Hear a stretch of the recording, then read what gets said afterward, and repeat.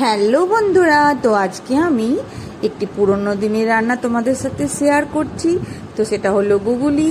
তো গুগুলি রান্না করার জন্য প্রথমে গুগুলিটা আমি গরম জলে ভালো করে ধুয়ে নিয়েছি।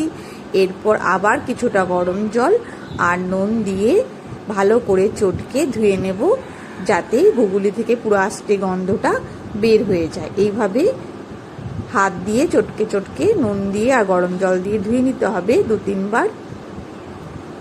এরপর আমি কড়াইয়ের মধ্যে একটু সর্ষের তেল গরম করতে দিয়ে একটু তেজপাতা দেব।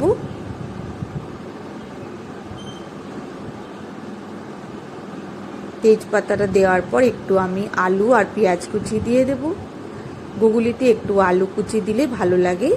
তো আলু আর পেঁয়াজ কুচিটা একটু নাড়ার পর আমি 2 কাঁচা লঙ্কা দিয়ে দেব। তো আমার আদা রসুনিও কাঁচা লঙ্কা বাটা আছে, সেজন্য আমি এখানে মাত্র 2টোই লঙ্কা দিলাম। এরপর আমি আলু পেঁয়াজটা ভালো করে লাল লাল করে এইভাবে ভেজে নেব। ভেজে নেওয়ার পর আমি একটু টমেটো কুচি দিচ্ছি। টমেটোটা দেওয়ার পর আমি আদা রসুনের পেস্ট দিচ্ছি।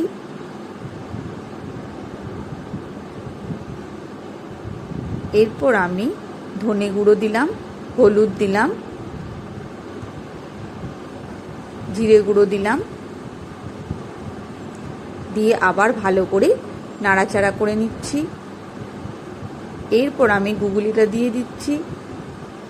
গুগুলিটা দিয়ে ভালো করে কষিয়ে নিচ্ছি।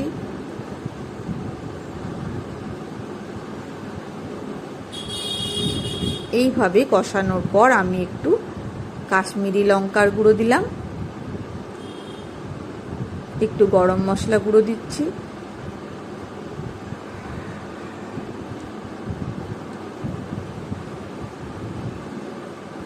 এরপর ভালো করে কষিয়ে নুন দিয়ে দিচ্ছি। এরপর আমি একটুখানি জল দিয়ে দিলাম। জল দিয়ে এটাকে ভালো করে সিদ্ধ করতে দিয়ে দেবো, যাতে আলু আর গুগুলি ভালো করে সিদ্ধ হয়ে যায় আর নুন মশলা সব ভালো করে গুগুলির মধ্যে ঢুকে যায়। তো এইভাবে যখন জলটা পুরো শুকিয়ে যাবে তখন আমি এটা নামিয়ে নেব এবং গরম গরম পরিবেশন করব। তো এইভাবেই যারা গুগুলি খেতে ভালোবাসো তারা এইভাবে করে দেখতে পারো। আর গুগুলি খাওয়াও খুব ভালো, চোখের জন্য খুবই উপকারী। তো এইভাবে একবার করে দেখো, খুব ভালো লাগবে।